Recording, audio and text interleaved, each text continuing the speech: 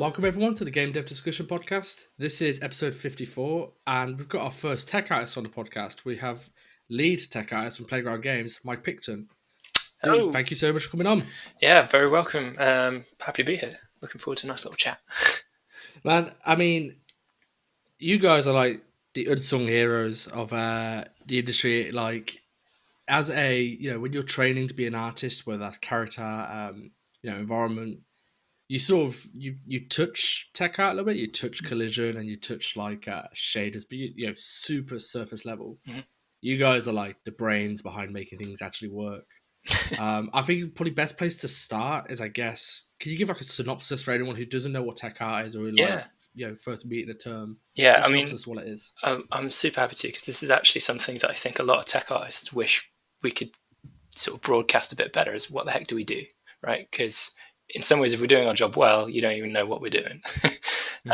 So I would say there's a few sort of main strands to tech art.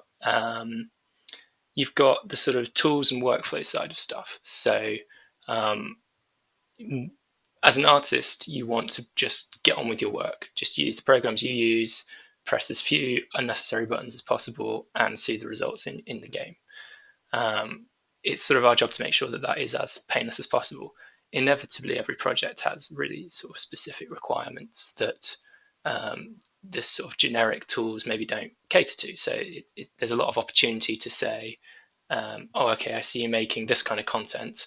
Do you want a tool to make that a little bit easier for yourself? And that might just be something to help with unwrapping, or it might be something to help with exporting or organizing your scene. Sometimes it's little stuff like that that's fairly generic, and sometimes it's more specialized. So there's a tool side of things to make you work faster.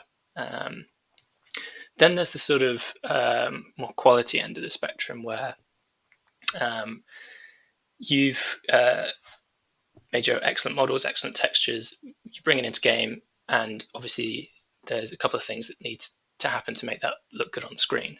There's the shaders being the obvious one, so making sure that you have the controls that you need to get it to look the way you want. And then there's the sort of softer, fuzzier area of what other things can we do to kind of improve the quality, and that could be things like how does it transition between levels of detail, LODs, or can we get a little bit of subtle movement on it with the vertex shader, get it sort of animating like that. There's a whole load of different things that we can look at to help sort of your work, like I say, your work, the artist's work, look better. Then there's the sort of the bug fixing, the kind of troubleshooting side of things. So you might have a sort of technical issue that maybe you get a bug back from QC, or you found something yourself, and you've hit a wall where you don't know how to fix it, and that's usually tech art will be the first port of call. Depending on what it is, we might be able to fix it there and then, but if not, then I guess the next sort of aspect of our job comes in, which is this sort of glue between different disciplines. So in most projects, the art team is probably the largest team, and their work sort of has so many consequences and sort of knock-ons and touches so many other departments. Tech art are very much responsible for all of the connections with the technical departments. So that might be rendering or animation or gameplay is a funny one, but maybe gameplay as well, right? Because then you get to the design stuff, and that's probably less tech art. You're now looking more just art to design interactions. But yeah, a lot of the times that the art team needs to understand how the tech works, it's often sort of the tech arts discipline's responsibility to train them up, to help them know how to get the best out of the engine they're working with, what are the limitations they're likely to hit, what to look out for, how to sort of optimize their content if the performance is bad, which is sort of then moving on to the next area, which is performance. We're reasonably responsible for the art performance. It's sort of a dual sided thing in terms of the engineering sort of team's responsibility for art only goes as far as how to make the rendering run fast. But at a certain point, the content makes such a big difference to how quickly that, sort of the frame will render. and it's tech artist's responsibility to make sure that content is authored in a way that's going to make it run well. So there's the optimization side of stuff as well, and that's So about it. So sorry, that was quite long-winded, but yeah, something like no, there's a ton. You know what? It's perfect because there's a ton of little bits in there which I want to dive into a little bit more. sure. I'm trying to think where a good place to start is. I suppose towards what at the end you mentioned about optimization. Like, how much is that relationship mainly between you and the actual artist creating content? Is it between you and the team leads to sort of filter down? Because like if it's the same issue, Yeah. say for example, it's like, oh, you've got you're using UCX collision and like we can't have that. You need to use box collision. Right. So Do you talk to the artist or the team leads for that?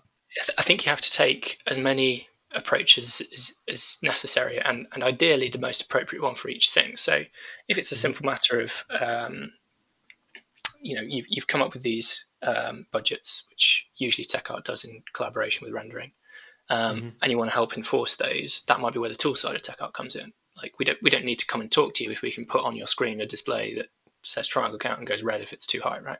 Or even when you Nice. try and check something in, it does some sort of validation to tell you, hey, for the budget you've got, you're not allowed this amount of geometry. So either Mm-hmm. I'm not going to let you submit, or I'm going to put a scary looking thing in your changeless description that says my validation was ignored. This is an over budget asset, and I still chose to submit anyway. You can do that kind of thing. So that's the sort of tool way of solving the problem. There's the education way of solving the problem, which is usually the best way. Is rather than just telling an artist like this is your geometry count, I as much as possible try and skill up the artists to know why do we have sort of geometry Mm-hmm. budgets, like what's going on there, and that usually results when they have a good understanding there of them saying, you get these good discussions where you say, we've set out this budget and you're over the geometry count. If they're sort of skilled up enough to understand that, then they say, well, it kind of needs to be this much, but what if I could, bring in the LOD distance for the first LOD so that it drops that sooner. It's like, okay, well, Mm-hmm. yeah, that sounds like a fair trade-off. And then, you can maybe keep that asset over budget, but trade off in a different way. So yeah, there's those two things. In terms of sort of the leads, yeah, we probably wouldn't need. I mean, where it comes in is when there's that sort of conflict is a big nasty scary word. It's not conflict isn't the right word, but where Well, you've got conflict's good. when you've got essentially an area, a scene that's over budget, like when it's not Mm-hmm. running at performance, and you've got a few options. So it's usually tech art's responsibility to come up with those options. Like this isn't running well, and there's 100 ways to make it work better. We'll Mm-hmm. present maybe 3 or 4 to the lead or to the director and say, which one do you feel we can suffer, right? Because inevitably any optimization is usually going to suffer. Like, at the start of the project, you find easy wins. You cut them down. Nobody notices the difference. You get some frame rate back. Great. At the end of the project, it's not so easy, where you've sort of squeezed out as much as you can, and now something big has got to Has to go. give. That's when you have those discussions with leads, and that I wouldn't want to go to the artist and just sort of go over the lead's head and say, "Hey, can you absolutely butcher all this content for me?" Because then I'll Yeah. have a pretty angry lead on my hands, like the next day or whatever, when they see the whole environment. So when you know that you're going to lose quality, and that's if that's deemed to be necessary, then that's when you go to leads, and hopefully with some options. I love the fact you mentioned like having artists understand why. I've discussed this a few times in the past with friends, and it's like I refer to more when I'm giving feedback. Like if I'm giving feedback to an artist, say for example, it's like um, it's whatever the shapes, the bevels aren't reading well. Rather than just going away and just doing it, like understand why. And I don't mean like, and it never means question it. It's understanding why that happens because next time you don't do it again. And maybe you have a better solution, like, oh, the bevels aren't really well. Or well, actually, maybe just feel like doing the shade out or in the material to call out the edges. And I love the fact that you talk about like having artists understand why these technical limitations are in there because so I try really hard not to bag on education because there is values in like higher education, but it's like this sort of stuff is very hard to come into. Like I didn't learn, I was self taught, but like there's plenty of artists I've met who like don't understand what mip mapping is, Totally, yeah. doesn't understand different types of collision, doesn't understand all these kind of like these things which once you're in a production situation become box standard, they become everyday Sure. tasks. But there's very little education on it outside of the studio. So it's good that you take it Yeah, upon yourselves as it, techs to teach them. I couldn't agree more. So this is actually why I kind of went back into it. So I studied, I did a game art degree. Mm. So I'm sort of trained as an artist there. And while I was there, I thought, I had this interest in sort of how stuff worked and kind of making tools and all these kinds of things. And, long story short, obviously went into tech art. But what stuck with me was how much knowledge was missing from that course. And this not Mm. the only one, right? I've been to a few different courses, and I think it's pretty universal that the Yeah. focus is very much on here's how to make great art. Full stop. That's it. Mm. And put it into a game, and then you're done. And it's not, for me, totally representative of the sum total of knowledge I think a good game artist needs to have. So I think it's kind of a little bit our responsibility as tech art to try and educate. So I did go back and actually taught for 3 years at university to try and share that stuff. Mm-hmm. And I've also done a talk at uh, industry workshops. I think I did one at, and Nice. it's I basically adapted the one talk. If I could give it to every artist, I've adapted this talk several times. A couple of guys I've worked with before I even say it now, they'll know exactly the talk I'm talking about because everywhere I go, I give this talk, and people are probably fed up of it. I don't know, maybe, but it's me trying to explain how does real time rendering work. Like Yeah. how is the content you have made presented as an image on the screen? And if you get a decent, and I'm not talking like enough to go away and write your own renderer level of knowledge. I'm just talking high level. What are the big stages of this? How does it kind of do that? And I swear, like it's fascinating to anyone who's worked in games. I think because suddenly all the reasons you did all this stuff become really obvious. Oh, it's not just for a giggle, and someone's told me it's better to do it this way. Now you understand why, and I think it's a really important thing to do. So not to um, sort of big up that talk, but anyone taking the time to kind of learn that stuff will definitely have an advantage, I think. 100%, because I mean, just last couple of nights ago, I was talking to Ben Wilson, a materials artist, a very techie guy. I think he's like borderline. He's like a materials artist, but he's borderline tech artist. And he was just explaining to me what G-Buffer is. I mean, I don't know. I didn't know before that what G-Buffer is, and he explained how it goes to like a rasterized image, and he was talking about that. And I was like, holy shit, I didn't know any of this. Like, You didn't, and but I bet as he said it, a lot of things probably it made clicked in sense. your Yeah, brain. it My clicked. favourite one Yes, is exactly. you know what Z fighting is, right? Do Yes, you know why it's called Z fighting? because oh, actually, no, I don't. You don't. But the reason is because the buffer, which is it a G buffer? It's a buffer on the graphics card, is usually called the Z buffer, where we write to depth. And Z fighting is when you've got two things at the same depth. It's literally the Z buffer fighting. Oh man, I can't believe. You know what? For the longest time, I was like, for a minute, I went to answer that. Oh, yeah, it's because it's on the Z-axis. I was like, actually, no, it doesn't work like that.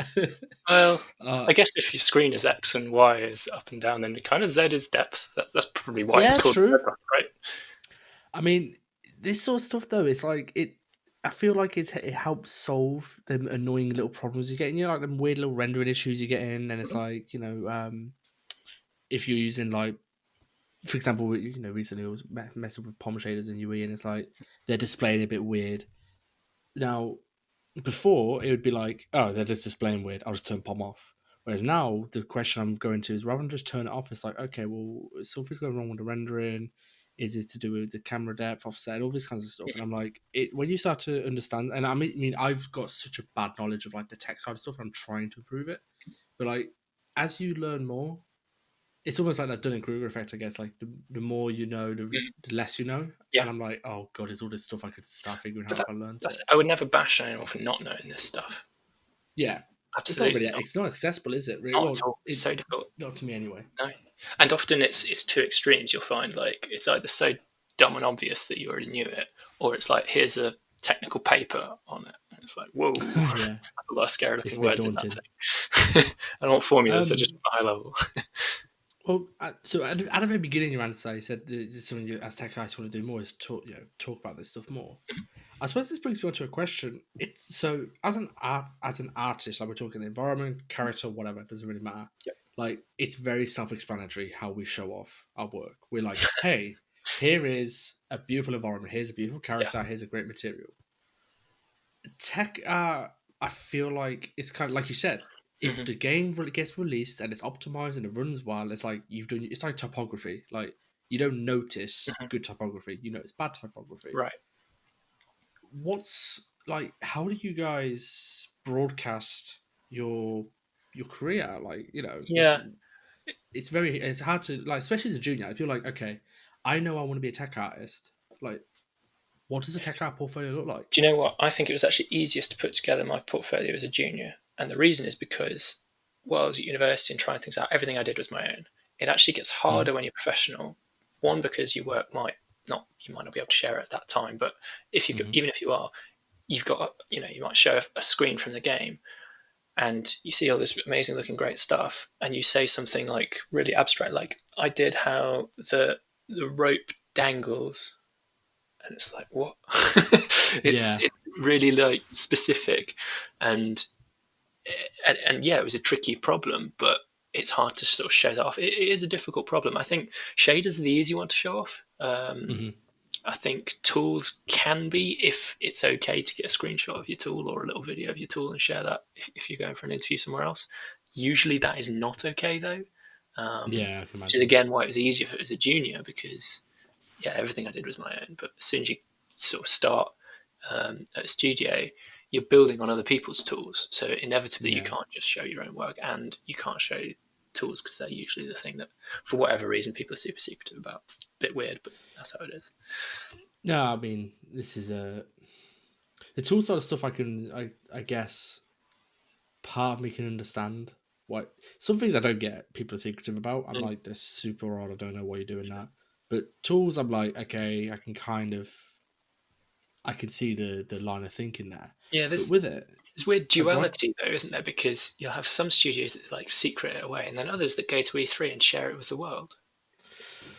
It's I, if you don't mind me saying this, I feel like this is a new generation thing. I mm, feel like there is some older studios around mm, who think like that. I'm not mm, gonna, you probably guess who, but like it's, who are, hey, no, this is our secrets. We have secrets, and now, let's be honest here. Artists tend, all the tools are doing. We're all probably doing the exact same thing, just in a very slightly different way. yeah. And it's like stuff like GDC and stuff like that, like the modern studios, the ones who are leading in charge of becoming the next big studios, I feel like are the ones who are like embracing how much of a sharing community the art and the games industry can be, Mhm. and are sharing it. And people want to go there because you're almost showing off. Yeah. Look how great we are and all this great tech we have, as opposed to this big fog of a company which you have no idea what's going on internally because they Mm, don't talk about it. yeah. I feel like that's like old school versus new school. Well, you Um, often see it in those GDC talks. At the end of it, the slide is like, "And we're hiring. Here are all the positions we have available." Because yeah, actually, it's a great way to show your company. Like, it's in the best light. It's like, look at this cool tech we've got. See the people that are human people in front of an audience, just telling the world about the cool stuff they did. Of course, you're going to want to work for that company. I think it's great when people share their work. it's funny. I have this conversation. I have a friend who's more tech minded than me, an artist I've worked with for a couple of years, and I spoke to Ben about this as well. It's like it's crazy how like just as an artist, like how brains work differently. So say for example, all the tools and stuff for tech art make, I tend to not even take a second glance on how they're made. I'm like, okay, this is a great tool. Let me implement it. Let me use it. Whereas my friend, who's also an artist, is like he wants to unpack the tool. He wants to almost remake it to figure out Mhm. how it works and all that sort of stuff. And I guess that's like the line between where you start getting towards like I suppose it's how it works for you is like as a tech guy, so you're interested in how things work Yeah. and you want to solve problems. I mean, a good anecdote I would give there is when I was studying, among other artists, and one of our assignments was make a bin bag, right? Mm-hmm. And most of the guys jumped into ZBrush and started sculpting away at bin bag. And I was like, okay, that'll make one bin bag, but it'll take you a while. What if there's a way that we could start with the objects inside, simple sort of boxes and cylinders, whatever, and then like take a sphere and then shrink it down with a cloth sort of thing on it, and Mm-hmm. then make that our high poly, because then you can make a whole load of other bin bags, right? All sorts of shapes. Mm-hmm. And yeah, it didn't look as good as theirs. Not the point. I was more interested in how I made it, not the end result. And yeah, Mm-hmm. it's exactly to the point you're saying. I think it's interesting how things are done that that often tells you, do you know what, I should consider tech art as a career. Yeah. Have you, if given that with the analogy just given, are you quite interested in stuff like Houdini as well? Then, like these Yeah. So complex I solutions only which came to didn't. Houdini a couple of That's years ago. It's been around for a okay. long time. For whatever reason, mostly ignored by the games industry until a few years ago, and then everybody sort of realised, you know what, this is actually a really good tool. Yeah, it's pretty exciting what you can do there.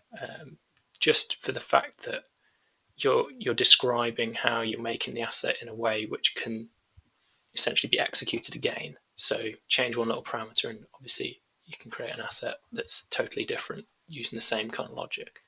But yeah, it's a big interest for a few different areas: asset creation, populating the world, or even just batch processing. It's actually a nice way to kind of do some stuff like that. I think I had my eyes open to it. Like, so for a long time, it's like batch processing, like generating a street using like various buildings. That's my perception of Houdini. Mhm. And then I went and did a panel this year at Vertex, and Dylan Seisen from Pixar, the tech director at Pixar, gave a talk for Toy Story 4. And he mentioned Houdini, and my ears perked up. I was like, "Oh, okay. Well, I use Houdini, and I know Houdini, so let's see what. Okay, film and games. Let's see what's in combination." And like, he showed how they did the cobwebs in the attic, Mhm. and it's like these tiny little red spiders actually simulated these spiders going through this space Why and not? building cobwebs.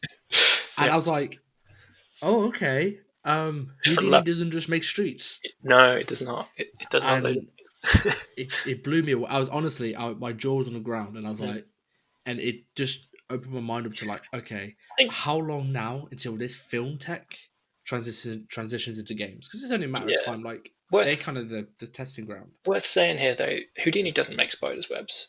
Houdini provides a framework for Yeah. the artists to make, just like a programming language doesn't make a program. The programmer makes the program. Houdini's the tool, and there's a lot you can do with it. And I think that's why it's sort of a little intimidating at first, because you've seen these Hmm. people making these amazing things, and you've just got this blank graph, and you're like, how on earth do you do that? And it's it's very much down to how you use it, and understanding that stuff. But like with any program, when you learn the nuts and bolts, you can do some pretty amazing stuff. It's just a little bit more like you can do hard number crunching in it, which is something that any more conventional modeling application is not geared for. You're not looking at the environment that you're modeling in as a series of things that you can query and Yeah. perform different actions on. You're looking at it like, oh, well, I'm going to manually place a vertex here, and I'm going to drag out a face here. It's just a different way of thinking, but it's still just a tool you got to learn to use, and then it's up to you how to sort of get the best out of it. So this makes an interesting point. So I've spoken to a few people about this. Josh, for example, we after the podcast we'll touch on it, and like Ben Wilson, who's like, so I mentioned just earlier, but he's like in designer and substance designer, like he'll do a lot of the like underlying like code stuff as well. Like he's scripted his own tools, and given the fact that okay, artists anyway, like in the games industry, are already closer to engineers than actual artists anyway. Sure.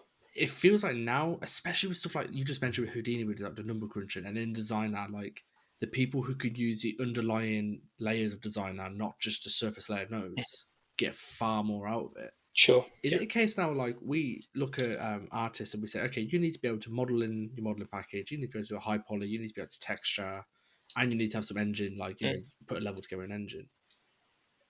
Is scripting starting to close in on being just as essential as these other skills? I would say that um, you go back far enough, and games made with one person, and then they were made with two people, and that was like the programmer and the artist. And the artist did the environments, the characters, and over time, the art discipline became more specialized. I wouldn't necessarily say that scripting and learning to sort of use the necessarily like node based approach, and really deeply knowing that stuff is essential for every artist. But I would say that the size of that sort of specialism is growing. And so if you're Hmm. looking for an opportunity to grow yourself into, yeah, that seems like a great place to grow into. I don't think that we will expect everybody to become that proficient in this stuff, because if if you're doing it right, then you're empowering other people to do it, and then they don't need to. You know what I mean? Right, I Like, see. yeah, Kind of like what you guys do. You're yeah. It's you are the very much experts the and same you as that. empower the other And artists. that's why we actually have a bit of a crisis of definition, I suppose, or whatever. At what point does an artist become a tech artist? And it is a bit, it can be, particularly in small studios, a bit tricky. And in all the studios I've worked at, we've seen these artists that have that interest, but they want to still make the artwork, and they're somewhere in the middle, because it's usually the case tech artists don't make that much artwork hands on themselves, even though they may have done in the past. And so yeah, you end up with these artists that dabble, or sometimes the other way around, these tech artists that just want to make one or two assets in the game. Um, Hmm. and that you know, permitted by your producers and whoever, works quite well, I think. I don't think we need to say, right, this is the where your job stops and this other person's job begins. You know, artists aren't allowed to write any scripts for our game, and tech artists aren't allowed to make any visual content. You know, whatever. I don't see that that's a particularly helpful separation to have, other than, you know, you might want to just make sure that somebody else buddies your work. Yeah, I don't think it would ever make sense if you have an art. It'd be like having like materials artist who's also an art, like can make it, do level art. Mm-hmm. And it's like, okay, we're under the pump. We only have like say five level artists. Mm-hmm. Oh shit, we we've got a lot to do.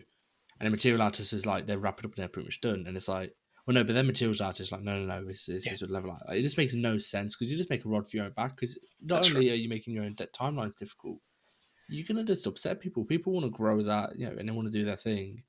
I've If you often have the means to do it, let them. I've often heard it said about art that, and this was most frequently said by my life drawing teacher, that, all right, you want to make great 3D models, do some life drawing.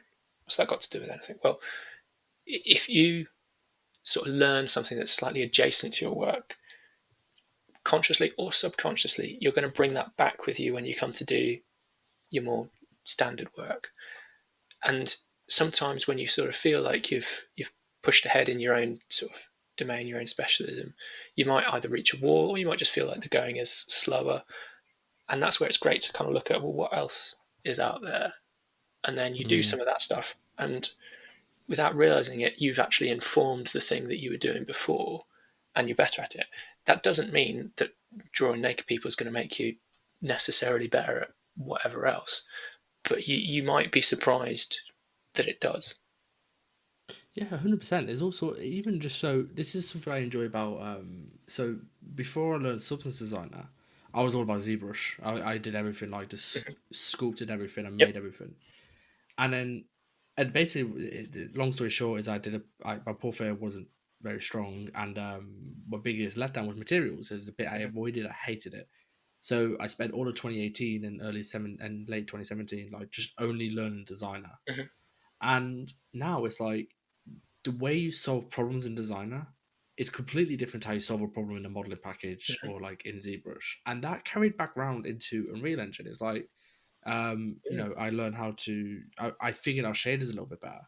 Mhm. And this ended up happening again with film. I had really early on in the podcast had Chala Cruz on, and we were talking about films. We were talking about film cinematography and composition, which I never took an interest in. I really didn't care until I spoke to him, and then I started reading up on it, and he linked me some books, and it was then when I pushed level art again, there was a bunch of little things I was just thinking about, like Mhm. just not even like not on the surface level, just they're in the back of my mind Mhm. that oh no, I shouldn't do that because or like for whatever reasons, and these like outside interests, like I said, adjacent. This thing is a good word to describe like adjacent interests, like objectively do not affect your day to day, but like there's some underlying little things that will just stick with you in your Mhm. head. Like even as grown as a person, just doing life drawing is something completely different to like your day job. Yeah. It's just a different part of your brain being exercised almost. Yeah. Yeah. It's unlocking a little thing that you didn't even know was locked, I think. That's interesting. So you did life drawing. Like I say, I trained as an artist. Yeah, wasn't Ah, that's necessarily that crazy. good at it, but yeah. It's I've one interesting question. You mentioned the artists you could spot them, the ones who like show. the interested, Mm. will probably want to be a tech art one day. Mhm. But they, at the same time, they were artists first, and they kind of like still want to make art. Is there any advice? Have you ever had to have a conversation with somebody where it's like, okay, I want to be a tech artist, but I also want to make production art, and like they're Mhm. kind of to and fro? And is there anything you could say to that person to help them? Yeah. So I think it's helpful to know yourself, and that's actually one of the harder things to do. Um, so you almost need to break down. Well, how do I know myself? How do I know what I enjoy doing? And my go-to is usually, what do you feel gives you energy, and what do you feel takes your energy away? So if you're excited and it's giving you energy to make, I don't know, 3D models or dress a scene with assets, then that's probably you're in the right place if that's what you're doing. If as you're making them, you're like, this is the 50th one I've done for this project, I'm a little bit sick of this, but is there an interesting sort of way I can overcome this problem from a scripting point? If that's starting to take your interest, maybe that's when you should start looking at it. But of course, if anybody could be put on board and work for a long time, that's not necessarily to Yeah, say it's not your calling. But if you feel like you've gone through it a few times and actually um, this is, if other people are finding that particular piece of work interesting and you're not, that might be sort of an indicator for you. It's very difficult to know, honestly. Just try things out is probably the best thing. If you're in art and you're looking at sort of doing tech art, talk to if you're in a studio, talk to a tech artist on your team about their work. What sort of things do you do? What could I do on our project that sort of might help me see if it's the right fit. Yeah, I've had this problem with a few different people I've worked with. I say problem. It's a good hmm problem to have. It's a great problem to have. Somebody who's good at both things, amazing. Like it's a yeah. good problem to have, but it's not an easy one to. I don't think you can ever answer for them. I think you just have to try and make sure they can Give them all the expose themselves information. to the work, make sure they understand what it is, and let them try it out if they can. Um, yeah. So another point I think, so this is something that I think actually is, and it's not to put you on the spot, is I think for artists, especially juniors, and people who are going into the industry and landing their first jobs, um, obviously part of tech art is helping troubleshoot. You're obviously going to run into artists are going to come into issues. They're going to break things, and you're going to help them figure it out. Mhm. What are like common mistakes you see artists make, and you're having to fix? And like I mean, I hold my hands up. I did my break to build moment yesterday, Yeah, everybody and has them. I had like a tech lead help me. So it's like, yeah, I also this is very important as well because I think people don't know this. I feel sure. like this don't get spoken about. Sure. So first thing to say is everybody breaks build. Tech art breaks build. Probably more than most artists, I would say. So you may be asking entirely the wrong crowd.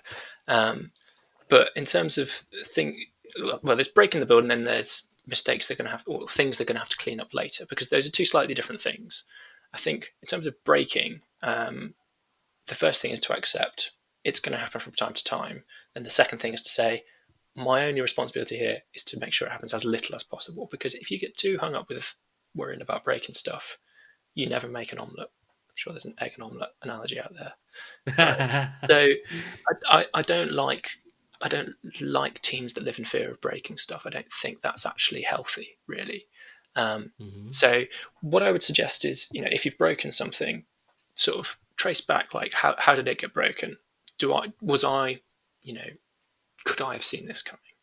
Okay, and if it was 6 months ago, somebody sent an email with a footer that said, "By the way, don't do that," then no, I don't think that's your fault at all.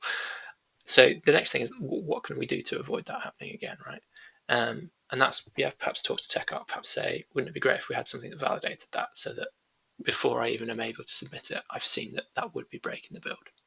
If those things existed and they didn't work, then again, talk to them. That might fix it. If they existed and you ignored them, or maybe it's just something that can't easily be validated, then yeah, maybe that one's on you. To check it. Checking your work, I suppose, is a big one. In terms of what things, it's quite hard to sort of speak in a way that is going to be true for every project, but hmm um, I think they usually fall into the category of content which is authored incorrectly, which might be okay. maybe you've edited a text file because you didn't have a tool for it, or because you found it easier to do a find and replace or something. You've got some XMLs or Mhm. whatever it is, and then you didn't check it in the game. Yeah, obviously that's your dum dum. Like that was gonna break. If you're using the tools that have been put together for you by your studio, and and they've created bad data, then again that's probably tools. It's a tricky one. It's going to depend on what your tool setup is like, because Yeah. in my mind, artists they don't do things you've not seen coming before on the whole, because they're such a big team and they do so much of, and I'm going to say, you know, maybe take offense with this, but the same stuff. They're making 3D models and they're putting them in the world, and they're doing that Mhm. 99% of the time. The, the sort of weird and exotic things they do is pretty minimal. It's usually other Yeah. teams that break the build. So yeah, from my experience, it's almost never the artist's fault. Maybe that's because I take it on as tech art's fault if something breaks and we could have could have caught it.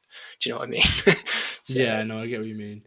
It's interesting you say that though. I don't take offense. I do get what you mean. Like, you kind of, you're doing the same thing so much that it's like it's almost, from a technical point of view, it doesn't matter if it's yeah, a kind of a building or a lamppost or a car or a yeah, character. yeah. It's models going into the game, and Objectively speaking. so we shouldn't see things go wrong there. Hmm. As for optimization, that's a different matter. So this would be, so inevitably artists will be asked later on in the project to optimize stuff, and that is an area where you could say they may have been able to see that coming, and they may have been able to do it in a more optimal way from the outset. And that's all. That's education, really. That's, even if you were given budgets and kept within them, could you have made it a better way? And if you could have, you should have, because then you would have freed up more perf for other stuff, right? So it's not like, if I'm given a budget of 1,000 triangles for something, but I realise that it's only like a box with a couple of chamfers, I'm not going to start modelling in some screws just because I've got the budget spare. Mm. It's yeah, budgets aren't targets, right? They're the top limit. Yeah.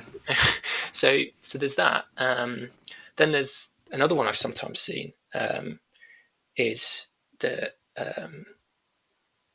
where you've got people that, with the best intentions in the world, totally misunderstand how to be optimal. So they'll try and do clever things, and they'll be optimizing on sort of, if you like, on one axis and neglecting others. So what I mean by Okay. that might be, I'm looking at this model and I can see that I could, and it's a small model, it's a chair, and I recognise it's got metal on it, it's got some fabric on it, it's got some plastic on it. Do you know what? I'm going to use tiling textures for each of those, and then it's got a couple of other things, and you end up making something with 5 tiling textures, and you say that's great because now it's not got any new textures, so it has no texture memory overhead whatsoever.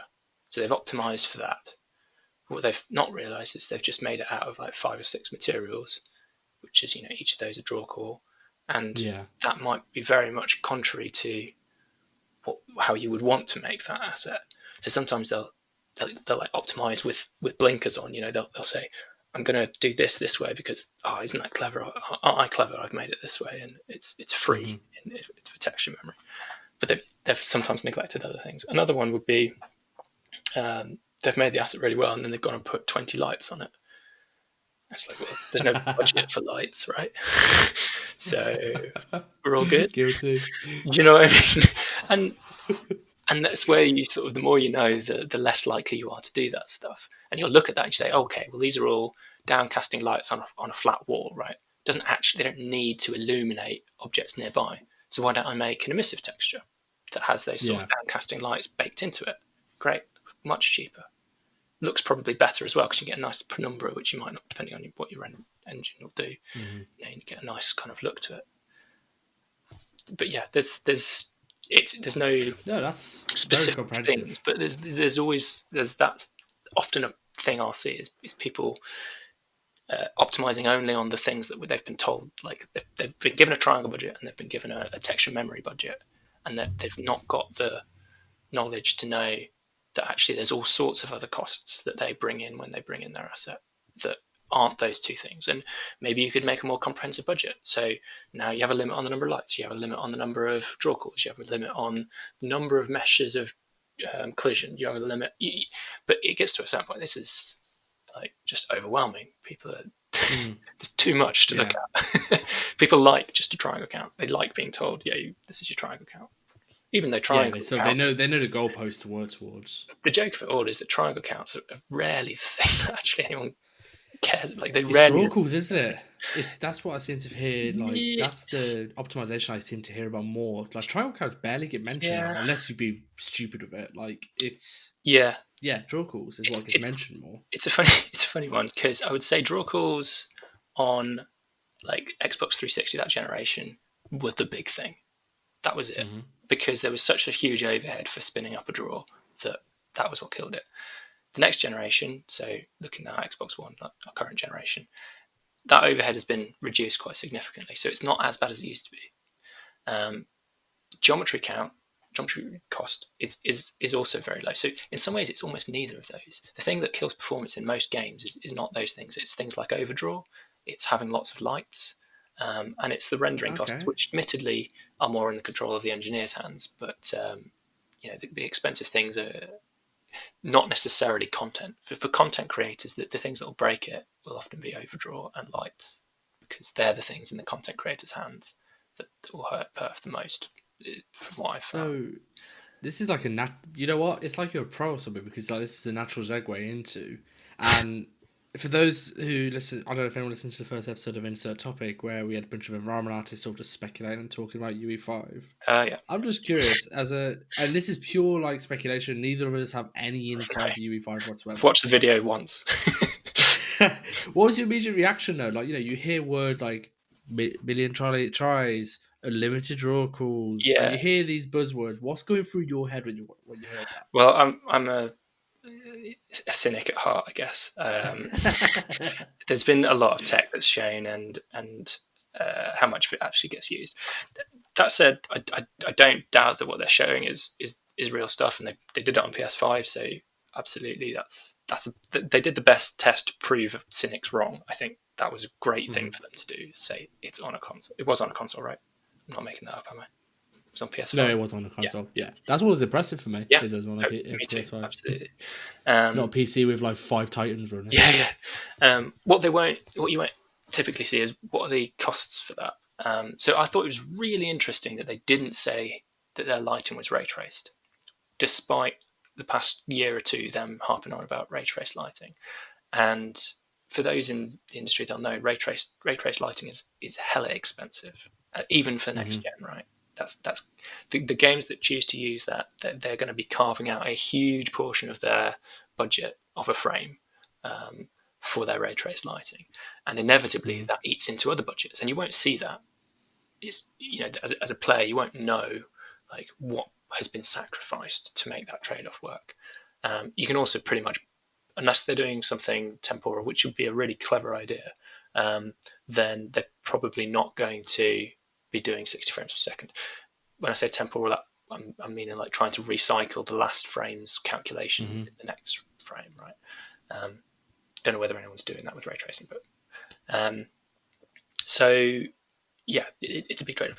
So, like I say, I didn't hear them say ray tracing, unless I totally misheard. No, I don't believe it did. I don't think they did. So I think the GI solution, so the global illumination, which they were showing, you knock down the roof and look at the light flood into the room, and you spin the sun around. And they didn't move the sun, did they? They moved a door. I can't remember. Anyway, they showed. I know they did move the sun around. Yeah. So they showed that off beautifully.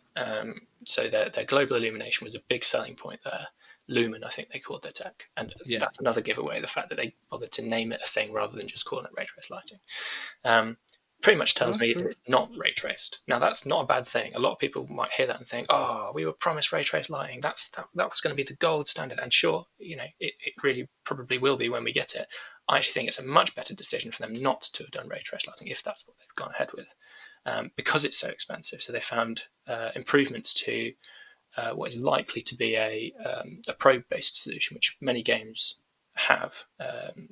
today, but it looks like they're re-rendering their probes either every frame or perhaps every few frames. And what that allows you to do is change the uh, known environment to that probe such that it will Mm-hmm. scatter the light differently. And so my guess is that's what they're doing, which is a great thing to do. But honestly, not that much of a leap ahead than they might make you believe. That's pretty much just Yeah, I existing mean, tech. I agree. Yeah. I'm on the cynical side of stuff in terms of like when they throw million tries. As for the Well, million I'm like, triangles, you'll notice every time they said that, they said that the source geometry was a billion triangles. They didn't tell you that the geometry in the game was a billion triangles. I don't think they did. They kept telling us, so here's a ZBrush sculpt, imported into our engine, it's a billion triangles. Yeah, it was imported into the engine, a billion triangles. What you're seeing isn't a billion triangles. So what you're doing there is a decimation or a optimization of that geometry, which is great. Take that work out away from the artists. I think that's probably that pipeline is the bigger improvement here than the lighting necessarily. mm-hmm. But in my mind, that's because sort of Unreal Engine 4 lighting, with it relying on the baking process, was pretty tedious. If you've ever worked in an engine that didn't have baked lighting, you'll know how freeing that is to your iteration time. But those engines, I can promise you, existed before Unreal Engine 5. Yeah, So yeah, that's great that they've done that. But the geometry pipeline, that sounds nice, I've got to say. But a lot of, again, if you go into a studio environment, a lot of them have got setups that mean that the LODs, most of the work is done by an automated process. So yeah, then artists aren't using it. It's making the original geometry, I guess, the LOD zero geometry. That's the big thing that they've done for us, I suppose. But again, if you look at the content they've made, mostly organic. What happens if you throw a car into that or a hard surface object into that? Does it make a good mm-hmm. LOD zero? Maybe it doesn't. Maybe that doesn't matter though. If they've managed to crack, we've just said that triangle count isn't the end of it. As long as the geometry looks right, then does it matter that it's got a load of random verts that an artist would never have put in? Maybe it doesn't matter. Yeah, We've seen this paradigm shift in programming languages, right, where you go back far enough and it's all about using any language that lets you control exactly how memory is juggled around to make sure that it runs very fast. And over the mm-hmm. years, sort of the more hardcore programming languages have faded away in favor of those that are easier to use, easier to write programming with. I mean, for me, the best example of this is Python. It's not the fastest language. It's going to be slower to run the program than any other language out there, but it's still increasing in popularity. Why? And the reason is because it's easy to write in. It's faster to Mm-hmm. make your application in Python than other languages, and because the sort of the importance of it being like totally optimal is receding, the most important axis to improve on is how long it takes you to make the thing. And if we're seeing that with geometry, which I think Epic Games have smartly observed, if we don't care about the geometry being the best geometry out there anymore, then let's just paste an extra geometry. Let's let them import it at their ZBrush model, and yeah, let's have a statue that if an artist got their hands on it, would have made it in 50,000 triangles, whatever. We can only get the same visual result with 90,000 triangles through an automated process. But you know what? We don't care because that's not the thing that's slowing the frame down. So That's let's the not thing. try Yeah, and get it to the 50,000 triangles the artist would have made it.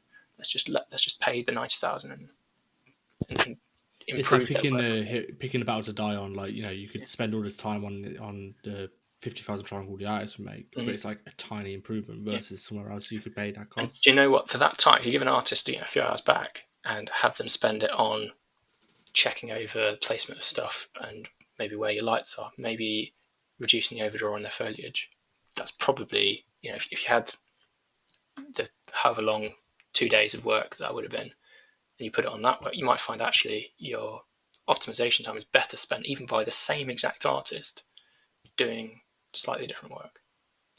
Hmm. That's actually quite interesting. Now we'll go back and watch. You know what? You're gonna maybe go back and watch it out and have bad like with the new like frame of reference. I suppose. Last sort of question is out of everything, out of all the buzzwords, and like I said, I know you've only watched it once, and it's like Yeah. it's probably one of these things where it's like you got a million things going on in Yeah. your sort of industry world. That you like. you haven't had time to like digest it. But what was was there anything out there which was like that did excite you? That was like, okay, that I Yeah, need, I think the that I'm geometry pipeline interested. did because That okay. yeah, because they're not just reducing the they're not just making the LODs for you. They're making, my guess, they're making a highest spec LOD, and they're, I don't know exactly, but I'm guessing assigning some sort of importance to the verts, and dropping the ones that are deemed to be least important, and so they're not relying on standard lodding. And I think this Oh, tech okay. does exist. Like, people have seen this before, but it's never been really implemented in a game engine. So that's quite cool because that's what they're So doing. I understand. They're not So I dropping understand training this. lods. Yeah. They've got a mesh, and what the mesh that you could see will be like LOD 0, Mm-hmm. and then behind where you can't see, they'll drop the LODs, and No, it will like so forget you've got a LOD chain, right? You've got a okay. source asset, and you get rid of all the totally obviously useless triangles. So you do retopologize it for a highest level. I say level of detail because it's the only word I know to use here. But Hmm. for the thing that you see closest up, right? That's the geometry. And then I don't know if you've used like 3ds Max's Pro Optimizer, right? Do you know? Not in a while. I'm a Blender guy Oh, now. okay, right. Well, on that, you push a button that's calculate, and this is not new tech, by the way. This is like 20 years old, probably. You push a button that's calculate, and what it's doing is it's working out in a pretty primitive way which of the vertices which are most important and which of the vertices that are least important, and it pretty much assigns like a ranking to them all. And once you've calculated that, you've got a sort of a spinner, a dial that says what percentage of geometry do you want, and you can spin that, and it's immediate. There's no calculation time involved. It's immediate that you spin it down and you see those verts disappearing almost one at a time, right? As you spin down from 100 to 99.99 and to 99.9, and that's because it's done that pre-calculation to know what's important. So my guess is they're doing something like that, and not using LODs, but I don't totally know. Like I say, it is just wild speculation. Oh, that's fair, dude. You know what? I'm so glad I got you on because this is. I mean, I learned a shit ton just listening to you talking. Go into some subjects. And I appreciate taking the time to come on, man, Of because course. that's. I'd like to hope. So when I started the podcast, is all about I was self-taught, so I didn't have university knowledge, and there's a lot of information that wasn't readily available, Mm-hmm. and I had to sort of learn through trial and error, fumbling around and speaking to people. And this is one of these episodes that I dreamt of in terms of I imagine there's gonna be a bunch of people who are interested in tech art or artists who just want to be aware of it, and they will learn a ton because this sort of information, like we mentioned previously, Mm. is not it's probably out there, but it's not I'm accessible. going to It's see if I not can easily find, because I accessible. did do a video forever ago, but it was like when I was still at university. But yeah, maybe I'll do some. If I can get you something, I'll send. Maybe give you a link. Send it And over, yeah, because I'll yeah, circulate amongst the yeah, communities and get out of there. But yeah, Mike, we're gonna have to wrap up, dude. Thank you so much for coming on. I really no problem. appreciate Thanks it. for having me. It's been a whole Um, whole load of fun. Everyone is listening. Remember to like, follow, subscribe. It helps the podcast. It helps it grow and reach more people so they can hear some of the fantastic stuff that people like Mike have got to say. But guys, see you next week. Thank you for tuning in, Mike. It's been a pleasure, dude. Thank you very much.